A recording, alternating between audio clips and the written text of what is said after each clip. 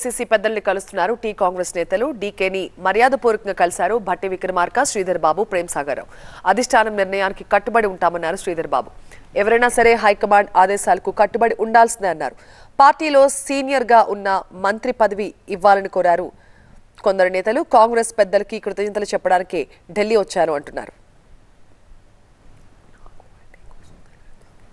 పార్టీకి ఓట్లు వేసినటువంటి ప్రజలందరికీ, కాంగ్రెస్ పార్టీని గెలిపించడం కోసం పనిచేసిన నాయకులందరికీ, అభిమానులకి అందరికి కూడా కాంగ్రెస్ పార్టీ పక్షాన హృదయపూర్వక ధన్యవాదాలు, అభినందనలు. మా ప్రభుత్వం ఏర్పాటు కాబోతున్న తరుణంలో మేము ఇక్కడున్న కాంగ్రెస్ పెద్దలందరినీ కూడా కలుసుకోవడానికి రావటం జరిగింది. అందులో భాగంగానే డీకే గారిని కూడా కలవటం జరిగింది. అనేది ఏమి లేదు, వారికి మొత్తం పూర్తి స్థాయి వివరాలు తెలుసు. మర్యాదపూర్వకంగా వారిని కలుసుకోవడానికి రావటం జరిగింది. ఇప్పుడు మా ప్రజాస్వామికమైన పార్టీ. నేను ఏవీస్ హాస్పిటల్లో ఉన్నాను. ఇదేమిటి అనుకుంటున్నారా? Colour Doppler machine. కాళ్ళల్లో వచ్చే వెరికస్ వైన్స్ టెస్ట్ చేయించుకోవడానికి బయటకు వెళ్తే 4-5 వేలు అవుతాయి. అదే మీరు ఏవీస్ హాస్పిటల్ ట్రీట్మెంట్కి వచ్చారనుకోండి, ఈ టెస్టులు ఫ్రీ. ఇది రీజనల్ పార్టీ కాదు, national level party.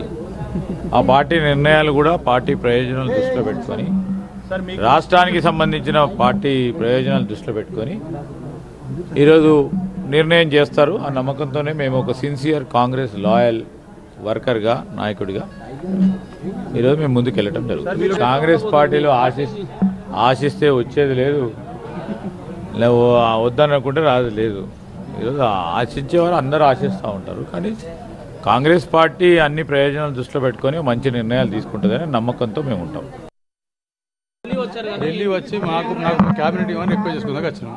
DK Shivakumar గారు రిక్వెస్ట్ చేసుకుని పోతున్నాను. నా అభిప్రాయం ఏం లేదు, నేను రిక్వెస్ట్ చేసిన తర్వాత అయిపోయింది. ఈ సైడ్ గున్న సీనియారిటీ ప్రకారం సర్వీస్ చేసిన ప్రకారం క్యాబినెట్ మినిస్టర్ ఆశిస్తాను, దాని గురించి వచ్చినాను.